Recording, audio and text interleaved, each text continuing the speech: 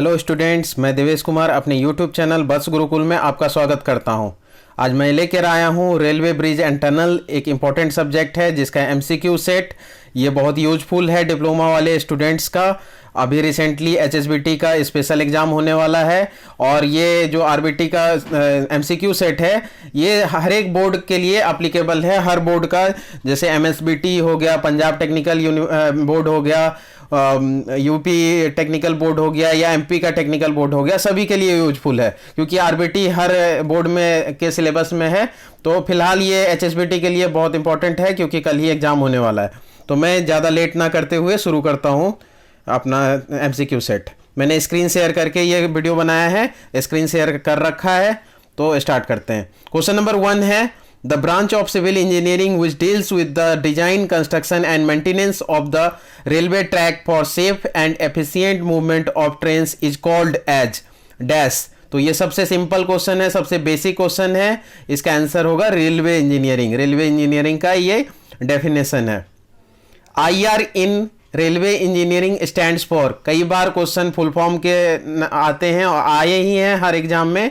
तो Indian railway को IR short बोलते हैं। तो ये जो इंडियन रोडवेज कुछ नहीं होता है, इंडियन इंटरनेशनल रिलेशन या इंफ्रारेड, ये सब कुछ नहीं।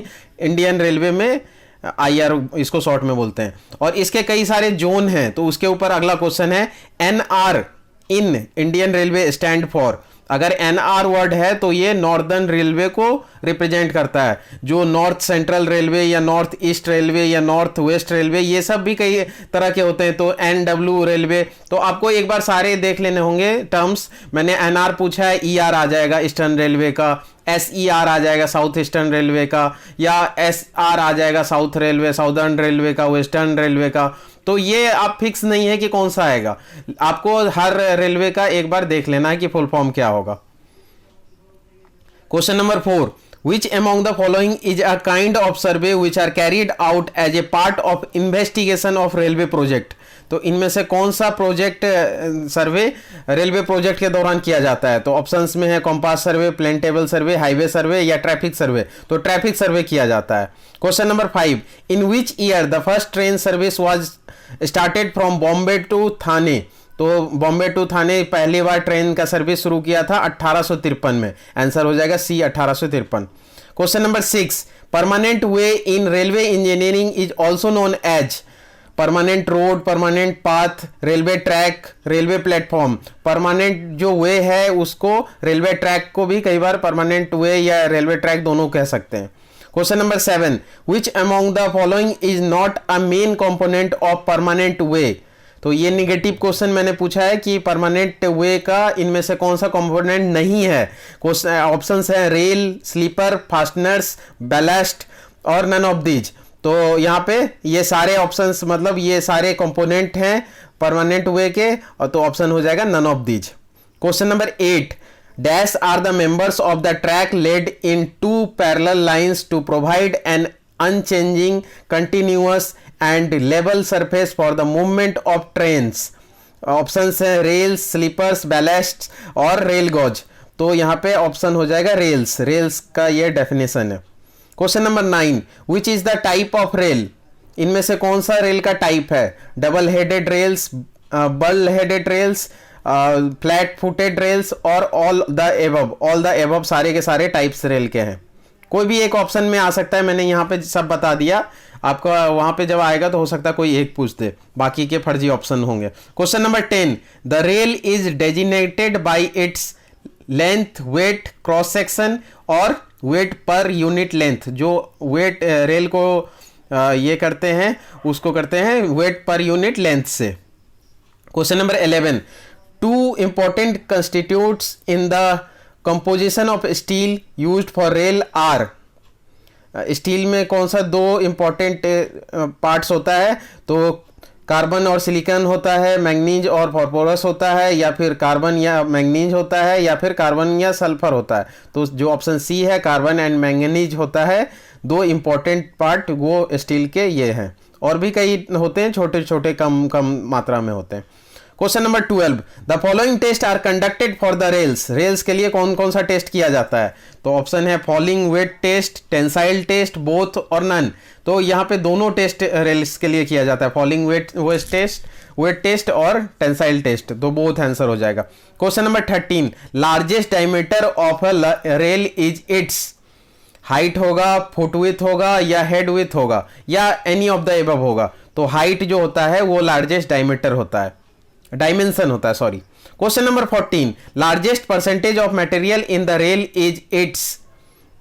क्या होगा? हेड होगा, वेब होगा, फुट होगा, हेड एंड फुट बोथ होगा।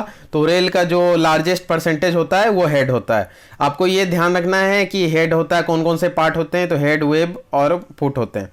जो अलग अलग टाइप रेल के हैं वो अलग अलग डायमेंशन होता है सबका। Question number 15, 52 kg rails are mostly used in. कौन से गॉज में 52 kg रेल का यूज करते हैं? तो ब्रॉड गॉज में, मीटर गॉज में, नैरो गॉज में या फिर बोथ ए एंड बी। तो ब्रॉड गॉज में करते हैं यूज। गॉज बोले या गेज बोले एक ही बात है। Question number 16, tensile strength of steel used in rails should not be less than 450 MPa, 500, 700 and और 850। तो 700 MPa जो होता है वो होगा tensile strength. Question number 17, head width of 52 kg rail section is 61.9 mm, 66.7 mm, 67 mm और 72.33। तो 67 mm जो होता है हेड विथ होता है 52 kg रेल सेक्शन का। अगले क्वेश्चन में आते हैं, क्वेश्चन नंबर 60। यहाँ पे मैं ये चूज कर लेता हूँ। Question number 60 are rails are mostly used in broad gauge. तो कौन से गेज में यूज होता है? तो यहाँ पे ब्रॉड गेज होगा, मीटर गेज होगा, नैरो गेज होगा और या फिर नन ऑफ दीज होगा। तो मीटर गेज जो होगा ऑप्शन उसमें होगा। अगला क्वेश्चन है, ordinary rails are made of mild steel, cast iron, wrought iron और हाई कार्बन स्टील। तो हाई कार्बन स्टील में ऑर्डिनरी रेल जो होता है वो हाई कार्बन स्टील से बना होता है।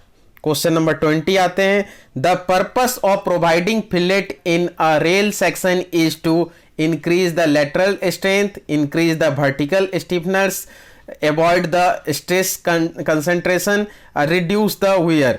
तो जो फिलेट देने का होता है, प्रोवाइड करते हैं, पर्पस होता है फिलेट देने का, वो क्या करते हैं? स्ट्रेस कंसंट्रेशन को अवॉइड करने के लिए दिया जाता है। अगले पेज में चलते हैं, question number 21, the cross sectional area of 52 kg flat footed rail is.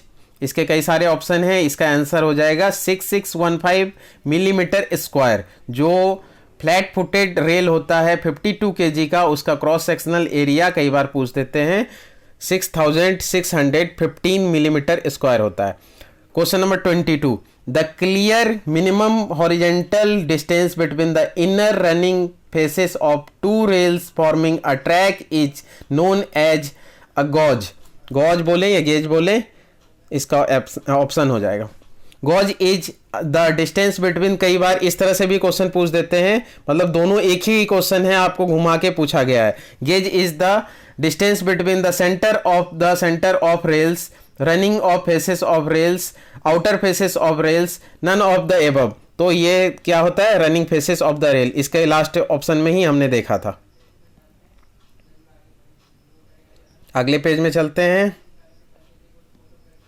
Question number 24, which type of gauge prevalent in India. कौन सा टाइप का गेज नॉर्मली यूज करते हैं इंडिया में? तो broad gauge, metre gauge, narrow gauge और all the above. तो all the above तीनों टाइप के गेज यूज करते हैं और तीनों में मैंने मिलीमीटर्स के टर्म में आपको स्पेसिफिकेशन बता दिया। कई बार ये भी क्वेश्चन में आ जाते हैं, अलग से मैंने क्वेश्चन नहीं बनाया। Question number 25, which of the following factors govern the choice of gauge.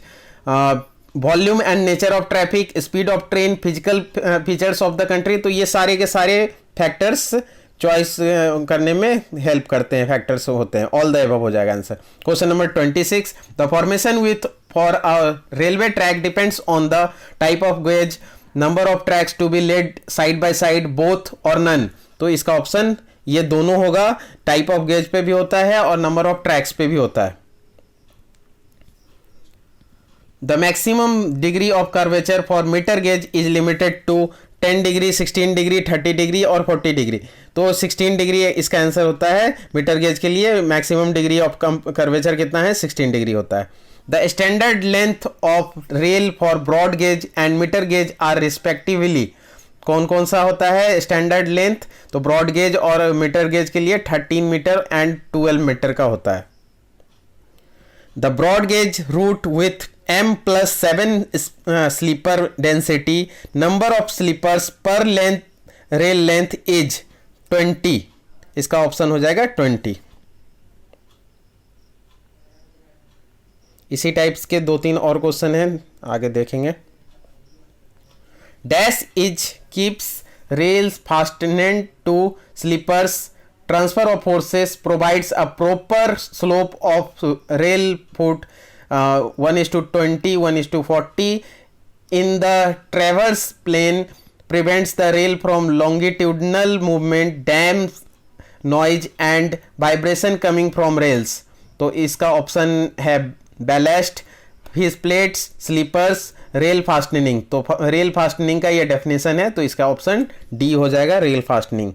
Question number 31, component of rail fastening, तो कौन कौन सा कंपोनेंट है? तो क्लिप्स होता है, स्पाइक होता है, टाई प्लेट होता है, इंसुलेटर होता है। तो ये सारे के सारे टाइप होते हैं, इसका मतलब आंसर हो जाएगा ऑल द एबव। आपके क्वेश्चन में कोई एक दे देगा, बाकी 3 फर्जी होंगे। Question number 32, dash are use to fasten the rails to the underlying base plate. तो यहाँ पे कौन सा जो फास्टेन करने के लिए यूज करते हैं? तो क्लिप्स करते हैं, स्पाइक करते हैं, टाई प्लेन करते हैं या रेल पैड करते हैं। तो क्लिप्स का ये हो जाएगा। ये सारे इंपॉर्टेंट टर्म्स हैं, spike, tie plate, rail pad, सारे के सारे रेल फास्टनिंग के कंपोनेंट हैं। तो सबके बारे में जानना चाहिए आपको, कोई भी एक पूछ सकता है। अगला क्वेश्चन भी इसी के ऊपर है। They are generally use to take the load of rail and distribute the load to the sleepers, offering proven economics. तो ये है टाई प्लेट्स का डेफिनेशन। अगले पेज में चलते हैं। Question number 34, dash is a flat metal plate usually used to connect adjacent two rails by a number of rail bolts or railroad spikes। Clips होगा, fish plates होगा, rail pad होगा या spike होगा। तो ये फिश प्लेट का definition है। कई बार आपने सुना होगा, नॉर्मल हम अपने डेली लाइफ में भी सुनते हैं कि फिश प्लेट निकल गया तो इस वजह से रेलवे दुर्घटना हो गया, या फिर कई बार देख लिया जाता है कि फिश प्लेट निकला हुआ है, तो जो रेलवे के कर्मचारी होते हैं, जो गैंगमैन या ट्रैक मेंटेनर पोस्ट पे होते हैं, तो वो सब चेक करते रहते हैं कि कोई फिश प्लेट ढीला तो नहीं है, किसी का कोई फिश प्लेट का नट बोल्ट तो नहीं निकल गया, कोई फिश प्लेट निकल तो नहीं गया, तो इसके वजह से बहुत बड़ा एक्सीडेंट हो सकता है। तो ये सब चेक करते रहते हैं, प्रॉपर मेंटेनेंस करते रहते हैं। तो आप फिश प्लेट, ये बहुत नॉर्मल कॉमन सा वर्ड है। Fish plate also known as, fish plate को और क्या बोलते हैं? क्लिप प्लेट्स बोलते हैं, क्लिप जॉइंट बोलते हैं, रेल जॉइंट और जॉइंट बार बोलते हैं, या फिर क्लिप बार बोलते हैं। तो रेल जॉइंट भी इसको बोलते हैं, क्योंकि ये 2 रेल को जॉइंट करता है। रेलवे लाइन जो होता है उसी को रेल बोलते हैं, और रेल को वो 2 रेल को जॉइंट करता है। Typical rail joints types includes ordinary rail joint, insulated rail joint, non standard rail joint, compromise rail joint. तो ये सारे के सारे रेल जॉइंट होते हैं, इसलिए ऑप्शन हो जाएगा ऑल द एबव। कोई भी एक ऑप्शन आ सकता है आपके एग्जाम में। The type of bearing plate used in all joints and on curves to give better bearing area to the rails is, option है flat mild steel bearing plate, mild steel canted bearing plate, cast iron anti creep bearing plate, none of above. तो option b हो जाएगा, mild steel canted bearing plate.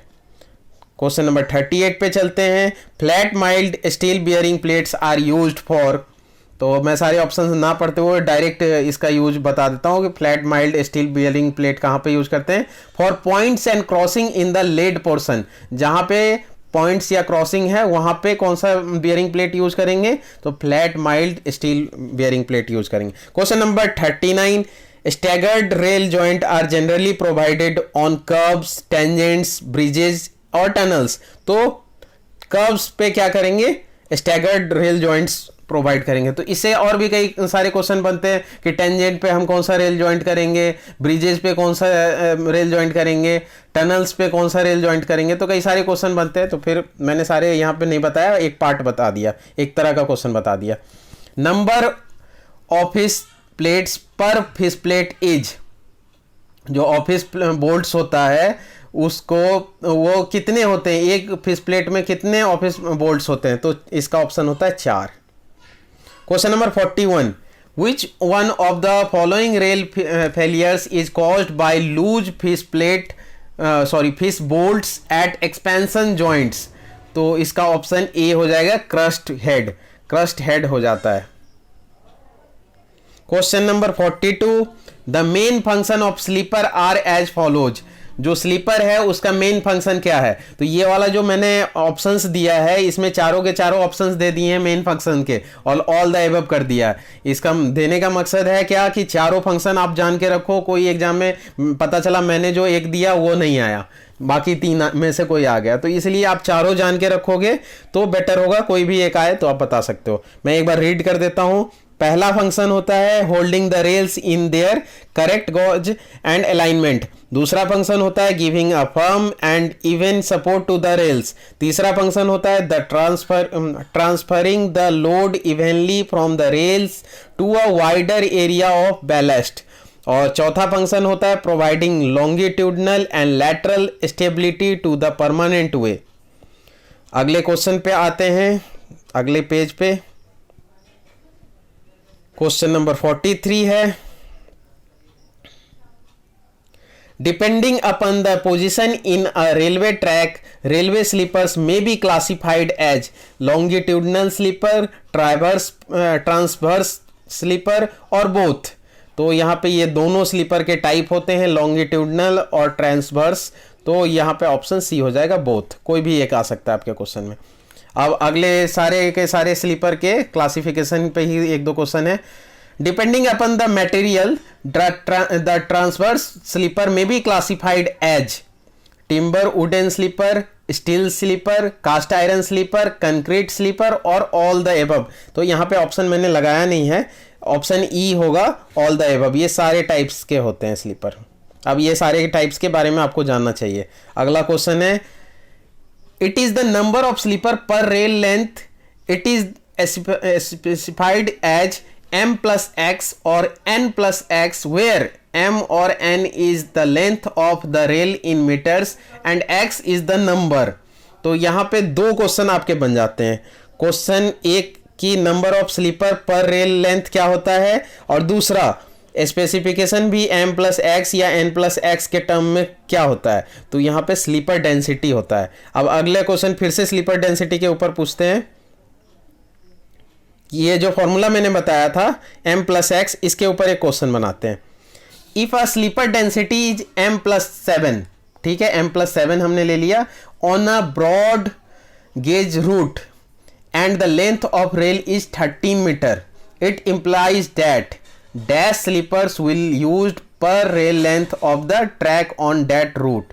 अब 13 metre length है और sleeper density m plus 7 है, तो कितने slippers use करेंगे। तो इसको बनाने का इस तरह का ऑप्शन आ जाएगा 7, मिलता जुलता ऑप्शन 7, 13, 20, 91 कैसे है, तो 7 मल्टीप्लाई 13 91 हो गया। 20 कैसे है, तो 7 प्लस 13 20 हो गया। 13 कैसे है, तो 13 डायरेक्ट 13। 7 कैसे है, तो 7 डायरेक्ट 7। तो कई बार इस तरह के क्वेश्चन आते हैं, तो इसका डायरेक्ट यहीं पे आंसर भी लिखा हुआ है m प्लस 7, तो 13 प्लस 7 20 हो जाता है, तो ऑप्शन सी हो जाएगा। अगले क्वेश्चन पे चलते हैं। Metal sleepers are superior to wooden sleepers with respect to cost, life, track circulating और फास्टेनिंग। तो लाइफ के वजह से मेटल स्लीपर्स ज़्यादा सुपीरियर है। बाकी कई सारे होते हैं, हर चीज़ की कुछ एडवांटेज डिसएडवांटेज सबका होता है। Consider the following statements about concrete sleeper, they improve the track modulus, they maintain the gauge quite satisfactory और बोथ नन ऑफ दिस। तो यहाँ पे बोथ दोनों के दोनों ऑप्शन सही होंगे कंक्रीट स्लीपर के लिए। आजकल ज़्यादातर कंक्रीट स्लीपर ही यूज करते हैं। Which of the following type of sleeper is preferred on joints, joints पे कौन सा टाइप का स्लीपर ज़्यादा यूज करते हैं? तो पहला ऑप्शन है CST9 sleeper, steel trough sleeper, wooden sleeper और कंक्रीट स्लीपर। तो यहाँ ऑप्शन हो जाएगा वुडन स्लीपर। अगला क्वेश्चन है dog spike are used for fixing rail to the wooden sleeper, CST9 sleeper, steel sleeper और कंक्रीट स्लीपर। तो वुडन स्लीपर पे डॉग स्पाइक यूज करते हैं फिक्स करने के लिए। अगले पेज में चलते हैं, question number 51।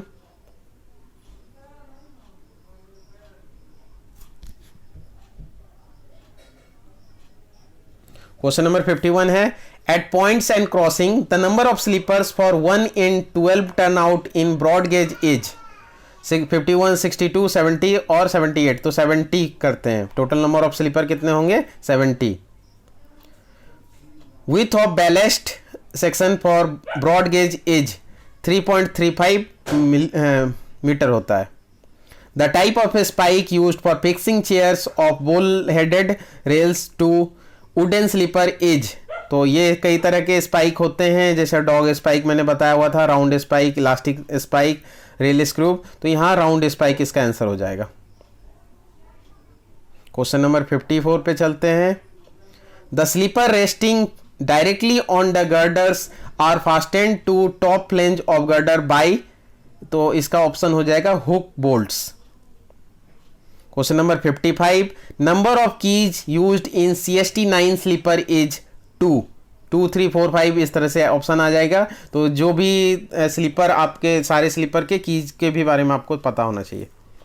Loose jaws of steel trough sleeper are made of cast steel, mild steel, cast iron और स्प्रिंग स्टील। तो स्प्रिंग स्टील इसका ऑप्शन हो जाएगा।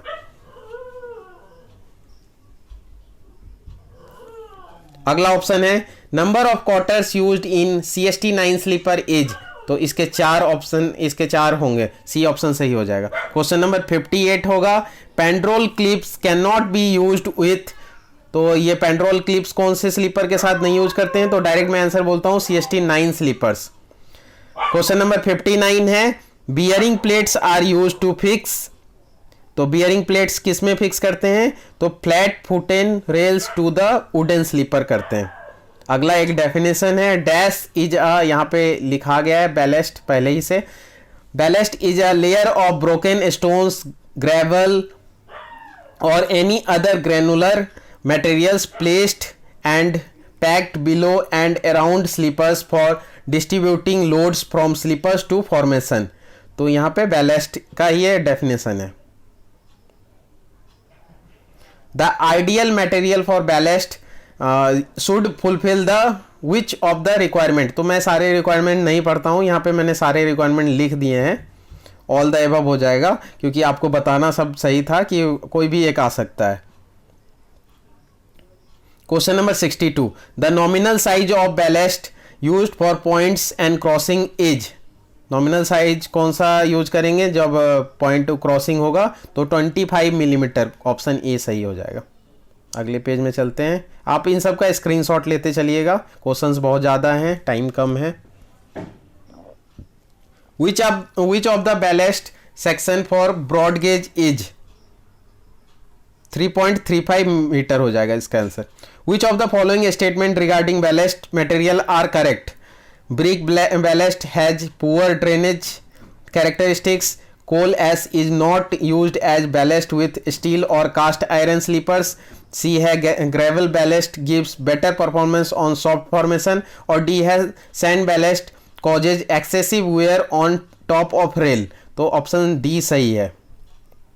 क्वेश्चन नंबर 65 ये क्रॉसिंग का डेफिनेशन है dash is a device introduce at the point where two gauge faces crosses each other to permit the flanges of a railway vehicle to pass from one track to another।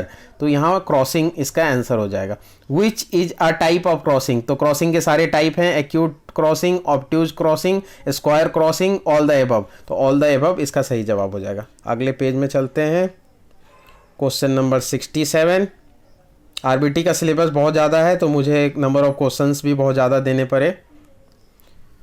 Hill of crossing is the line joining dash ends of splice rail and point rail। तो इसका option, मैं सारा option नहीं पढ़ता हूँ, यही option सही है। हिल ऑफ क्रॉसिंग क्या है, कौन से लाइन को ज्वाइन करता है, तो स्पाइस रेल और पॉइंट रेल को ज्वाइन करता है, दोनों के एंड पॉइंट को ज्वाइन करता है। Question number 68, which of the following methods for designation of crossing is most usually used in India.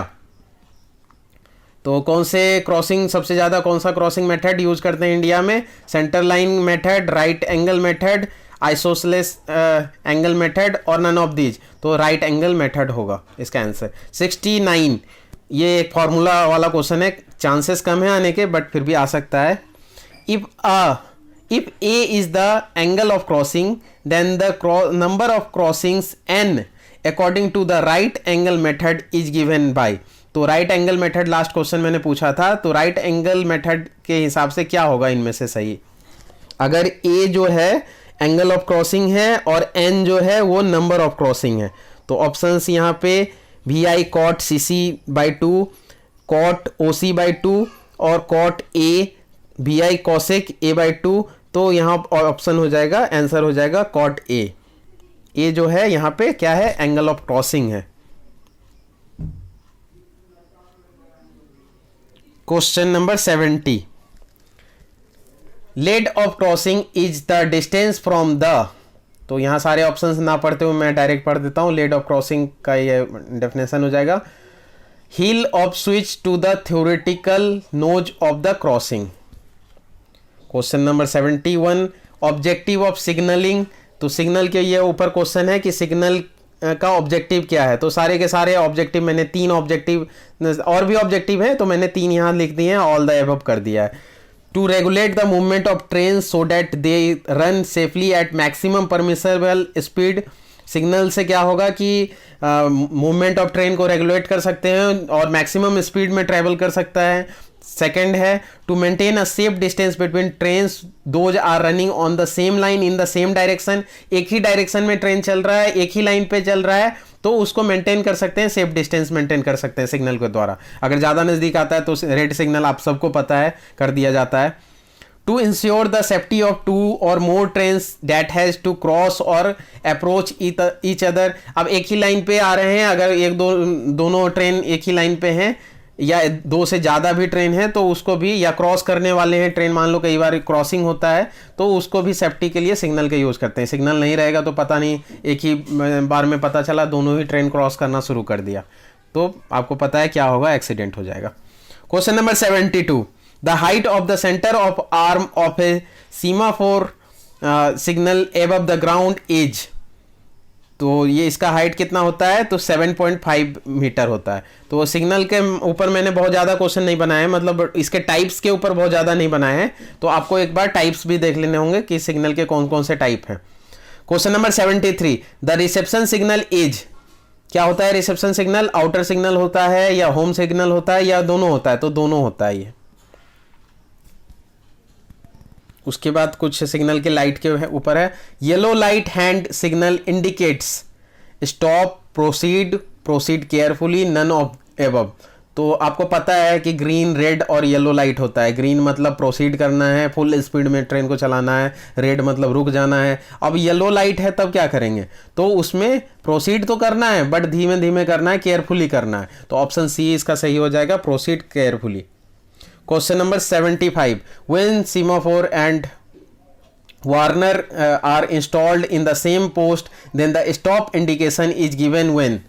तो stop कब होगा, जब both arms are horizontal, जब दोनों आर्म हॉरिजेंटल हो जाएंगे तो इसका मतलब हम समझ जाएंगे कि हमें ट्रेन को रोक देना है, स्टॉप इंडिकेशन हो जाएगा। In a shunting signal if the red band is inclined at 45 degree it indicates। अगर एक शंटिंग सिग्नल है, सिग्नल के भी कई टाइप्स हैं, तो शंटिंग सिग्नल में अगर रेड बैंड कितने 45 डिग्री पे इंक्लाइन कर रहा है तो इसको हम क्या समझेंगे कि ये प्रोसीड करने के लिए बोल रहा है, अब ट्रेन को आगे बढ़ा दो। शंटिंग को, शंटर होता है ट्रेन जो शंट करने के लिए ले जाते हैं। Question number 77, automatic signal system result in. जो ऑटोमेटिक सिग्नल सिस्टम है उससे क्या फायदा है, ग्रेटर रिस्क, रिस्क ज़्यादा हो जाएगा, हाइयर एफिशिएंसी हो जाएगा, या अवॉइडेंस ऑफ ब्लॉक इंस्ट्रूमेंट हो जाएगा। तो हाइयर एफिशिएंसी को बढ़ा देगा automatic signal. A treadle bar is used for interlocking points and signal. तो मैं ज़्यादा ऑप्शन नहीं देता हूँ, ऑप्शन ए ही सही है। अगला क्वेश्चन है कि क्रिप क्या है, ये भी कई बार क्वेश्चन आए हुए हैं डिप्लोमा के एग्जाम्स में। Creep is the longitudinal movement of rail, longitudinal movement of rail को ही क्रिप बोलते हैं। Question number 80, wear of rail is maximum in the wet of sharp curve, tangent track, tunnels, coastal area. तो sharp curve में क्या होगा, wear of rails maximum in wet होगा।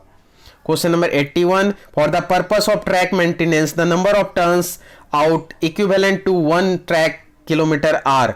तो 1 किलोमीटर के लिए कितने होंगे, 10। ऑप्शन डी हो जाएगा। Question number 82, it is a structure made to cross obstacle providing passage over an opening without closing the same. एक ऐसा स्ट्रक्चर है जहां पे किसी ऑब्स्टेकल को क्रॉस करके पैसेज को प्रोवाइड करते हैं, तो ये क्या हो जाएगा, ब्रिज हो जाएगा। ये ब्रिज का एक डेफिनेशन है। It is a small bridge constructed over a stream which remains dry for most part of the year. तो ये कल्वर्ट का डेफिनेशन है। अब ब्रिज वाले पोर्शन में आ गए। रेलवे का बहुत सारा क्वेश्चन हमने कर लिया, ज़्यादातर मैंने रेलवे का ही क्वेश्चन बनाया है, ब्रिज और टनल्स के कम बनाए हैं।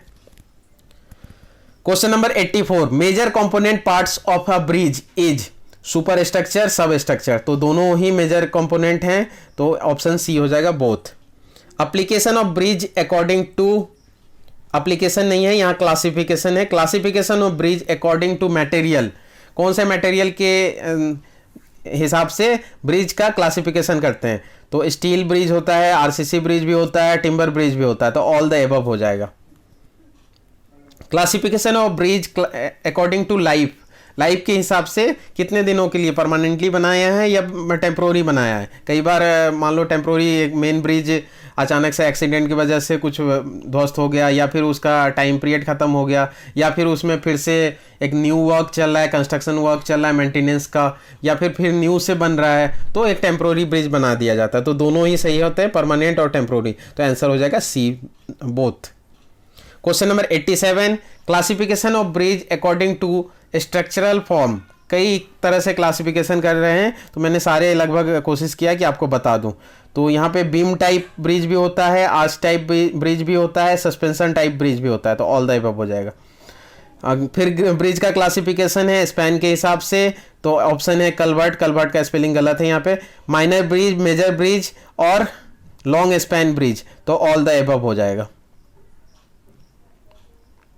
Question number 89, classification of bridge according to function, foot bridge, railway bridge, aqueduct, highway. तो ये सारे के सारे ब्रिज होते हैं फंक्शन के हिसाब से, रेलवे का ये ब्रिज का क्लासिफिकेशन करते हैं, ऑल द अबव हो जाएगा। Question number 90, the lowest artificially built part of abutment, piers and other similar structures having direct contact with the subsoil and supporting the bridge superstructure are called bridge foundation। bridge foundation का ये definition है। तो यहाँ पे pile foundation, well foundation, ये सब types हैं close foundation, तो ये सबको भी आपको देख लेना है। Among the following is a type of bridge foundation, इनमें से कौन सा ब्रिज फाउंडेशन का टाइप है, open foundation, inverted arch foundation, pile foundation, well foundation, तो ऑल द अबव है। इन सब के बारे में आपको जानना चाहिए, कोई भी एक आ सकता है। A temporary structure generally constructed to prevent the water from entering an area where a permanent structure is to be constructed is known as coffer dam। एक टेम्प्रोरी स्ट्रक्चर बनाया जाता है पानी को रोकने के लिए, कहाँ पे, जहाँ पे परमानेंट स्ट्रक्चर ब्रिज वगैरह बनाना है, तो वहाँ पे एक टेम्प्रोरी स्ट्रक्चर बनाते हैं, तो उसको बोलते हैं कॉफर डैम बोलते हैं। डैम बना देते हैं, लेकिन वो परमानेंट नहीं होता है, टेम्प्रोरी होता है। ब्रिज, मान लो हम ब्रिज बना रहे हैं, उसमें पानी से दिक्कत होने लगा, तो वहाँ पे एक टेम्प्रोरी डैम बना देंगे। विच among the following is the type of land foundation, open foundation, grillage foundation, pile foundation, तो ऑल द अबव हो जाएगा आंसर। सारे के सारे हैं टाइप लैंड फाउंडेशन के। अब अगला एक डेफिनेशन है, an element of construction driven vertically in the ground to increase the bearing capacity of the soil is known as. तो पाइल का ये डेफिनेशन है। Question number 95, dash is a component of a bridge which typically provides a resting surface between the bridge piers and bridge deck. इसका option A हो जाएगा, bridge bearing. Bridge bearing का ये एक तरह से डेफिनेशन हो जाए। Which among the following is type of bridge bearing, fix bearing, expansion bearing, both और नन ऑफ दिस, तो दोनों ऑप्शन होते हैं, दोनों सही हैं, फिक्स बियरिंग और एक्सपेंशन बियरिंग, तो बोथ आंसर हो जाएगा। यहाँ पे both, all the above, none of the above, ये सब बहुत यूज किए मैंने, आपको ज़्यादा से ज़्यादा मटेरियल प्रोवाइड कराना मेरा मकसद है। अगले पार्ट में चलते हैं, अगले पेज में देखते हैं क्या क्वेश्चन है। क्वेश्चन नंबर 91 है, bearing which permits the longitudinal movement of girders are called sliding bearing, fix bearing, expansion और फ्री बियरिंग। तो यहाँ ऑप्शन हो जाएगा एक्सपेंशन और फ्री बियरिंग। एक्सपेंशन बियरिंग को ही फ्री बियरिंग भी बोलते हैं। Which among the following is a method of bridge construction? Erection with false work, erection with without false work, और both of these, तो both of these होता है, erection with false work और without false work दोनों होते हैं method। Which procedure are commonly adopted to properly schedule various activities concerned with bridge construction? कौन सा प्रोसीजर यूज करते हैं? क्रिटिकल पाथ मेथड, CPM, और ये सब आप एज ए सिविल इंजीनियर आप जानते होंगे।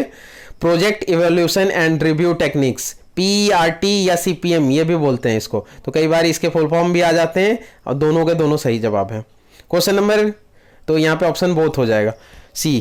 तो क्वेश्चन नंबर 101 पे आते हैं, which among following is a type of maintenance job of bridge? Routine maintenance, special maintenance, both of this, तो ये दोनों ही मेंटेनेंस टाइप है, रूटीन और स्पेशल, आपको दोनों के बारे में जानना है, बोथ ऑफ दिस आंसर होगा।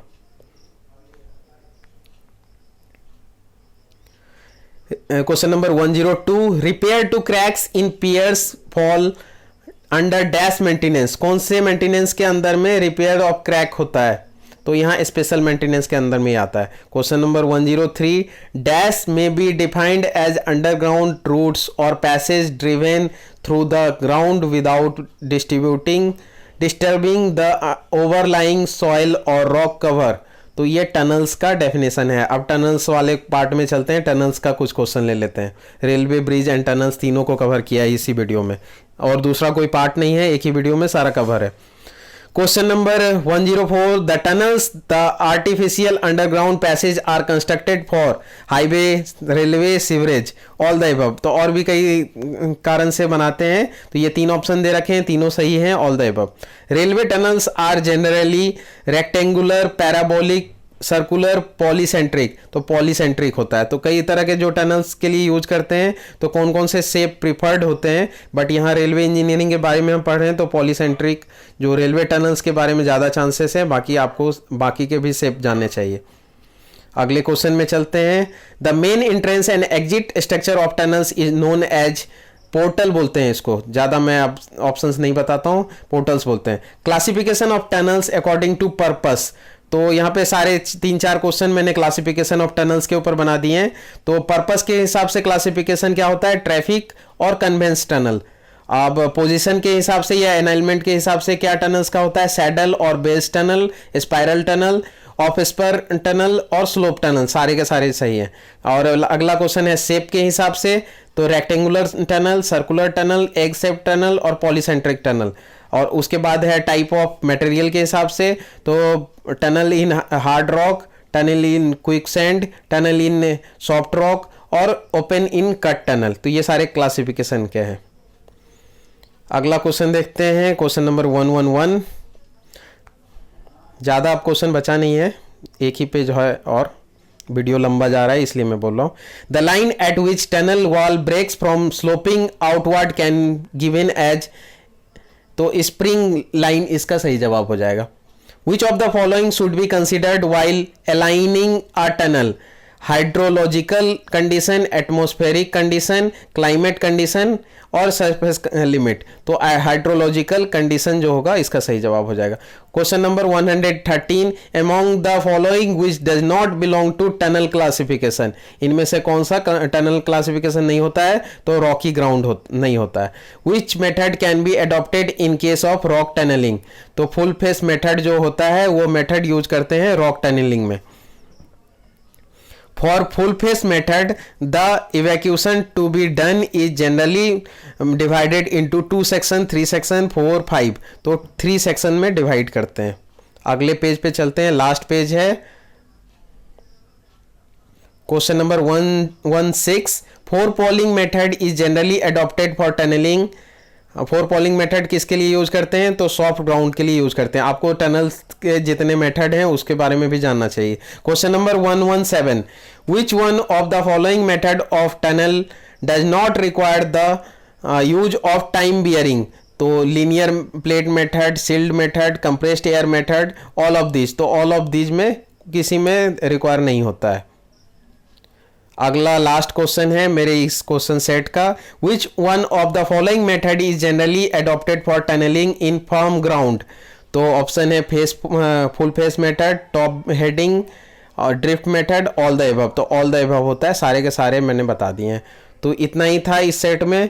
मेरा ये मकसद है इस सेट को प्रोवाइड करने का कि आपका फिर से रिवाइज हो जाए, आपका कुछ छूटा हो तो फिर से आप देख लो। बाकी आप अपने नोट्स पे पूरे अच्छे से करें, पूरे सिलेबस के हिसाब से करें और साथ में मेरे इस वीडियो को देखें तो ज़्यादा हेल्पफुल हो पाएगा। क्योंकि इस वीडियो में मान लो मैंने जो क्वेश्चन 118 क्वेश्चन दिए हैं, हो सकता है कि उसमें से 10 क्वेश्चन 15 क्वेश्चन आए या उस टाइप के आएंगे, बट आप अगर अपने नोट्स पे पूरे मतलब तैयार करके रखोगे और साथ में इस वीडियो को देखोगे तब बहुत हेल्पफुल होगा। बहुत सारे क्वेश्चन आपको लगेगा कि मैंने इस पार्ट को छोड़ दिया है या इस पार्ट को मैंने छोड़ दिया, तो फिर से मुझे कर लेना चाहिए। तो यहीं तक था, मैं और ज़्यादा इस वीडियो को लंबा नहीं खींचूंगा। तो ये रेलवे ब्रिज एंड टनल्स का एमसीक्यू सेट था, हेल्पफुल है सभी डिप्लोमा स्टूडेंट्स के लिए, खास करके एचएसबीटी का जिनका अभी एग्ज़ाम होने वाला है। मैं यहीं पे वीडियो को एंड करता हूँ। थैंक यू, जय हिंद।